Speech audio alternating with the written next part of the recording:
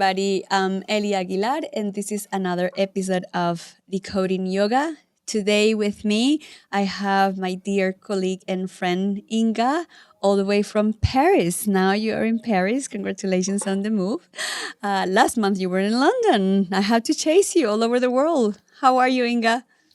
Hi, Ellie. Thank you for having me again.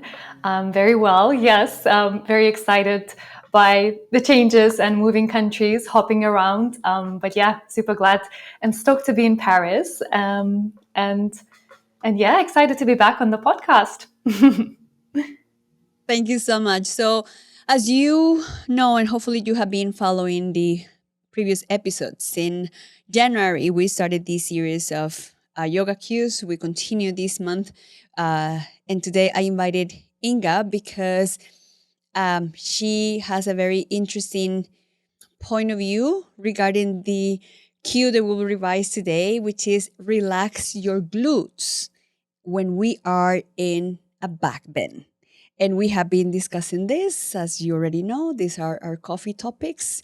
So, Inga, when people, and I have heard this for years, yoga teachers, students, when they come to the TTC in India or when they are doing the TTC online and we have the live sessions for Q&A, one of the very confusing instruction is relax the glutes when they are in the back bend. So they always ask me, should I relax the glutes? Should I squeeze my bum?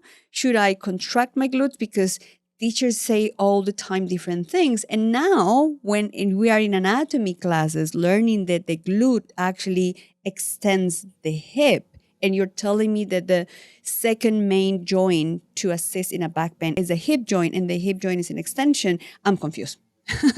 So let's clarify that confusion. Should we relax the glutes in a back bend? Should we not? And why do you think teachers keep repeating that cue over and over again? Mike is all yours. Yeah, thank you, Ellie. No, so it's so interesting, and you're touching on so many things. And the quick answer to that, generally speaking, I would say we should engage the glutes when we're doing back bends. Absolutely, right? As what you mentioned, anatomically, what is happening in the body when we're doing back bends? We're extending the spine, and also our hip joint comes into an extension, and the primary muscles to extend the hip joints to allow that range of movement are our biggest muscles, our glutes. So if we're bringing our body in such a back bends can range from soft, smaller back bends to very deep ranges of motions. But you'd almost think that the deeper that range of motion we're requesting out of a back bend, out of our spine, then we want our glutes and our hip joint to follow and facilitate that and not be snoozing or be disengaged when we are putting our body in such a demanding posture, right? Um, and it's a funny thing for me to even comprehend where the origins must come from, that for so many years teachers have been saying relax your glutes and back bends, relax your glutes and back bends, because what they would follow very often that cue with would be relax your glutes to not compress your lower back, to protect your lower back. And it's so fascinating to explore this in my own body, but also to see it and invite students to explore this, that actually it's the opposite I find in my own individual body. If I do a deep back bend, for example, lying down on my belly and coming into a cobra or upward facing dog, if I switch off my glutes and I don't necessarily engage them, I actually feel that my lower back has less space and the back bend becomes almost deeper. Do you find that yourself as well? Um, for me, I mean, I don't. My joints are not very mobile. Like I have a very average range of motion in all my joints, but as an anatomy teacher, it just doesn't make any sense to me to tell people to relax your glutes when naturally is a muscle that has to be engaged. And here, I'm using that word because people are kind of familiar with that. I don't like that because as a non-English speaker, engaged to me, and I remember the first time I hear that, is engagement ring, like someone is getting married.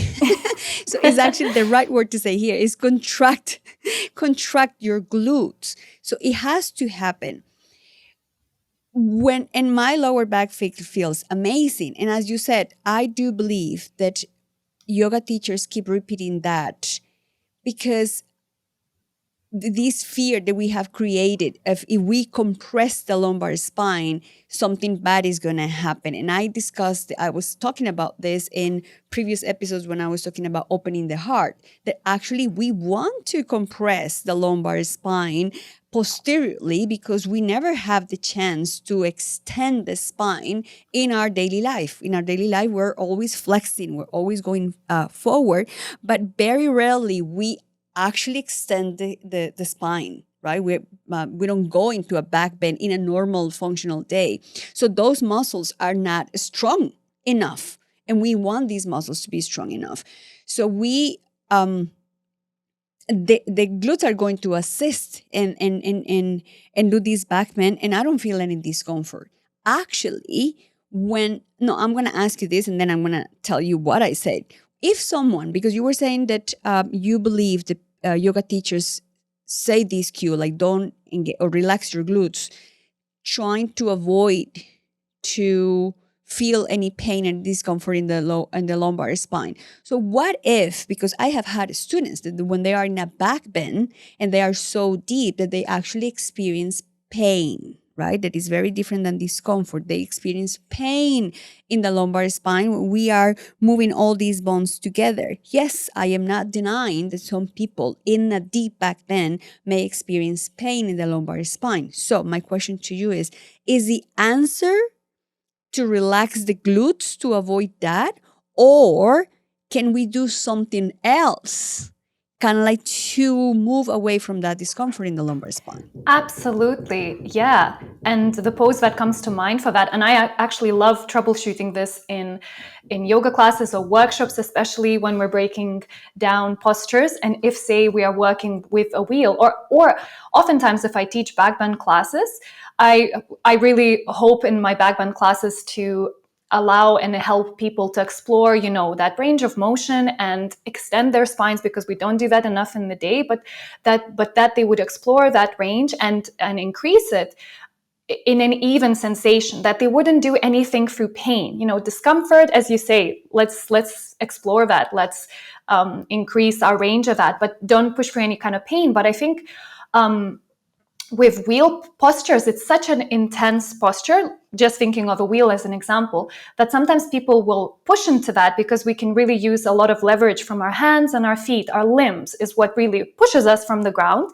So then that back bend often can concentrate in that lower back. And I'm wondering if maybe teachers, again, found that by squeezing the glutes, we lift the hips higher, so therefore that back bend becomes deeper. So they thought that maybe relaxing the glutes is going to soften that curve. But as you said, is that the best technique here? Or could we actually, in an example of a wheel, address this issue if someone is feeling pain and, a big discomfort in the lower spine, to create more space, is rather widen your base.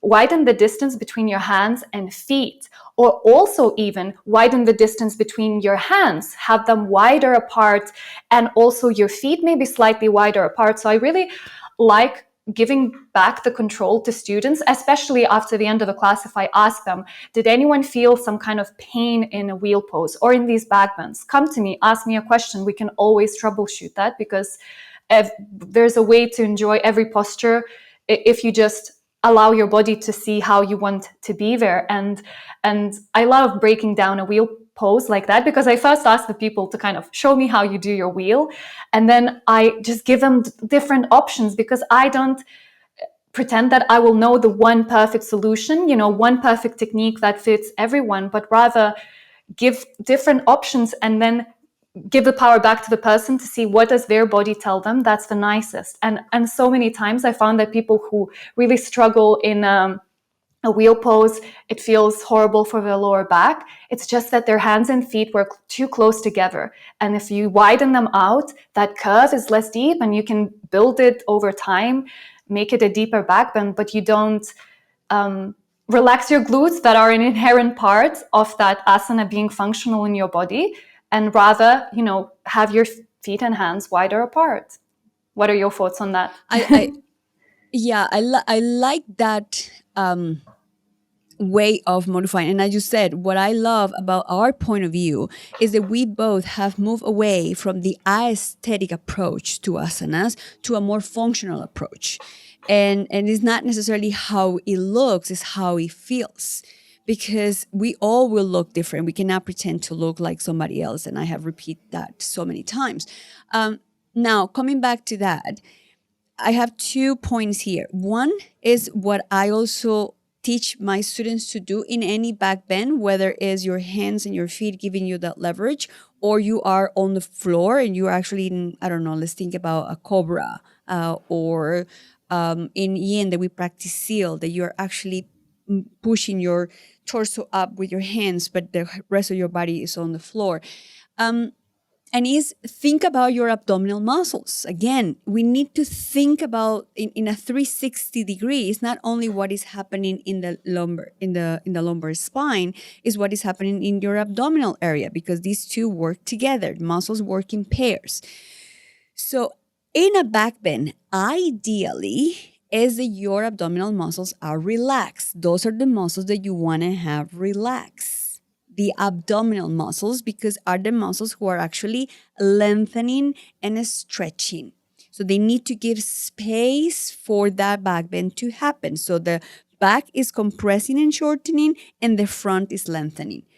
But also in the moment that we educate, and I'm going to repeat this 2,000 times, as yoga teachers, we need to educate our students in order to give them back the responsibility of the practice. Otherwise, they won't know what to do and what to feel.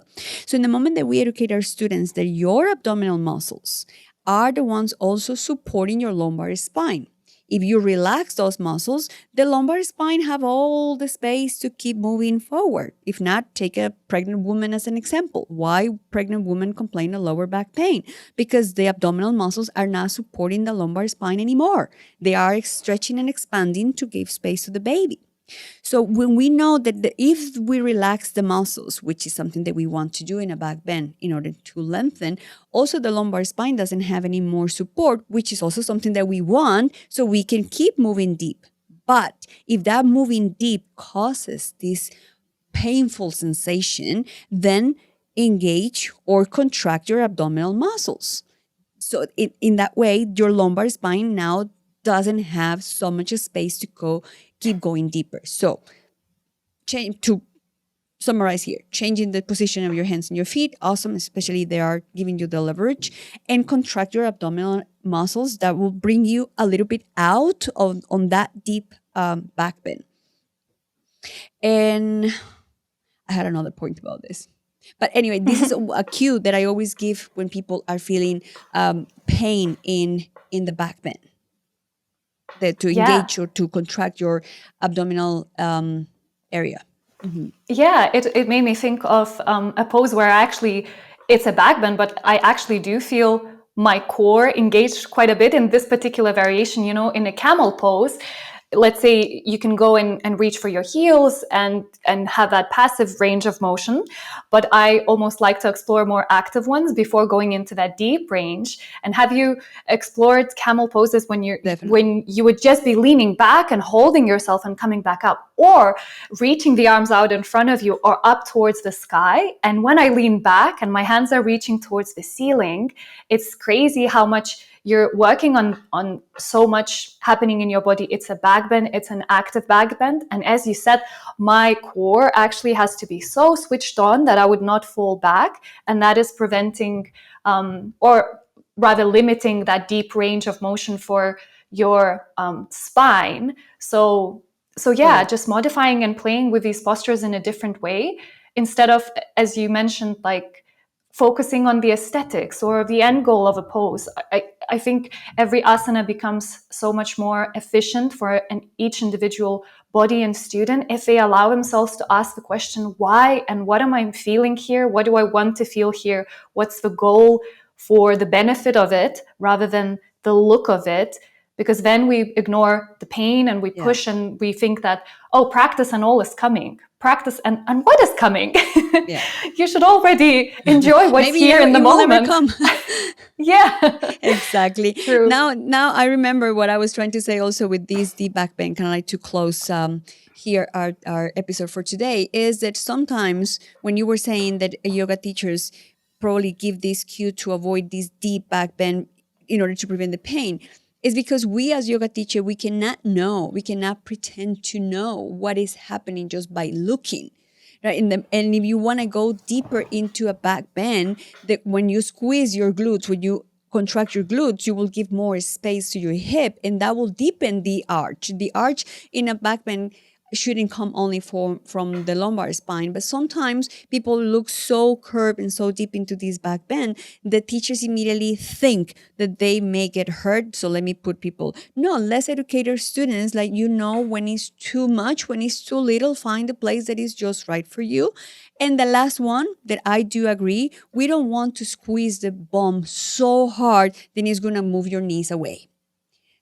Out, right? Because the glutes also assist in the abduction and the external rotation of the hip. So here is not too little, not too much, is to know that your glutes have to be engaged, contracted in a back bend in order for you to move into a hip extension, but not as much that your knees are going to move out. That is the only thing. If you have lower back pain, work also on your abdominal muscles, because the abdominal muscles support the lumbar spine. So thank you so much, Inga, for your inputs about this cue. I will meet you back here at the end of this series, kind of like to wrap up all our ideas. And we can talk about this the entire year, to be honest. But we have to I would love to move to another topics that people have asked me about. So thank you. Have a lovely week. And I look forward to have you very soon back in the program. Lovely. Thank you, Ellie. Bye-bye. See you soon. Bye, everybody. Thank you Bye. for listening to watching. See you next Saturday. Hi, and thank you so much for watching this video. After so many years of teaching in yoga teacher training courses, I realized that a lot of people don't understand exactly what yoga is, or they have a lot of misconceptions and doubts. And that's why I created the podcast Decoding Yoga. Every week, I share a new episode with you where I talk about cues, about postures, about yoga as a lifestyle, about these myths, these doubts, these ideas that we have been repeating in yoga classes, and we don't even know what they mean. We don't understand what those cues mean, and we keep repeating them. So we have repeated so many times that we believe they're true. So I hope you can join me in the next episode. You can watch the video here, or you can look for the show in any of the audio platforms available. And if you have a question, a doubt, you have heard a myth about yoga and you want some clarification, let me know below this video and I will be happy to create a program to reply to you. Thank you.